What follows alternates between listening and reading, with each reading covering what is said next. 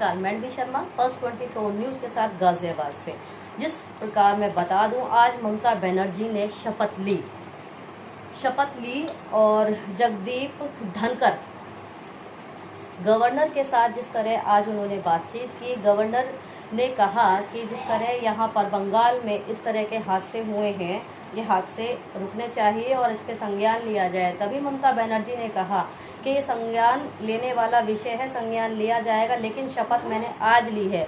ये चुनाव आयोग की गलती है। जिस तरह चुनाव आयोग को इसका बताना पड़ेगा कि इस तरह ऐसा क्यों हुआ, क्योंकि मैंने शपथ आज ली है तो मैं आज से अपनी कार्रवाई चालू करूंगी और मैं देखूंगी जिस तरह ये हिंसा बढ़ रहा है, इस हिंसा को रोकूं। क्योंकि जिस तरह हिंसा हुआ है, देखिए 9 मौतें, 2 रेप जिस तरह से हुए हैं, ये बहुत अपने आप में एक बहुत बड़ा आंकड़ा है। जिस तरह केवल एक दिन चुनाव आयोग जीते हुए हुआ था और उसके बाद जिस तरह यहाँ आंकड़े बढ़ते चले गए, और आज जिस तरह ममता बनर्जी ने शपथ ली, शपथ लेने के बाद ही उन्होंने तुरंत कहा कि मैंने आज से कमान संभाली है, मैं आज के बाद जो भी कुछ होगा मैं अपने आप देख लूंगी अपने बंगाल में। और दूसरी जगह बात की जाए बीजेपी सांसद की, परवेश वर्मा जी ने कहा कि दीदी आप भी तो कभी गाजियाबाद आएंगे, आप भी तो कभी दिल्ली आएंगे। ममता के जीतते ही बंगाल में खूनी होली हो गई, ऐसा क्यों?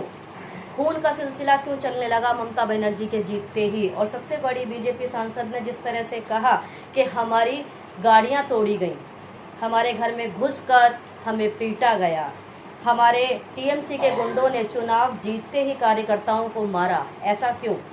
और एक तरह से उन्होंने ये भी कहा कि आप भी तो कभी दिल्ली आएंगे। तो क्या उनका ये बयान सही था? इसी तरह जेपी नड्डा जी ने शपथ ग्रहण करते हुए कहा कि बंगाल की धरती में राजनीति हिंसा खत्म कर देंगे।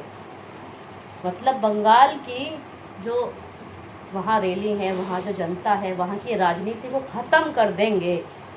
तो इस तरह से जिस तरह वहाँ पर ये बातें चल रही हैं, चर्चा चल रही है, और ममता बनर्जी अपने पूरी हिम्मत से और पूरी ताकत से जुटी हुई है कि मैं यहाँ पर बंगाल में राज करके दिखाऊंगी। जिस तरह मैंने इलेक्शन जीता है, जिस तरह मैंने सत्ता को हासिल किया है, मैं उस हासिल करती हुई सत्ता पर खरी उतरूंगी।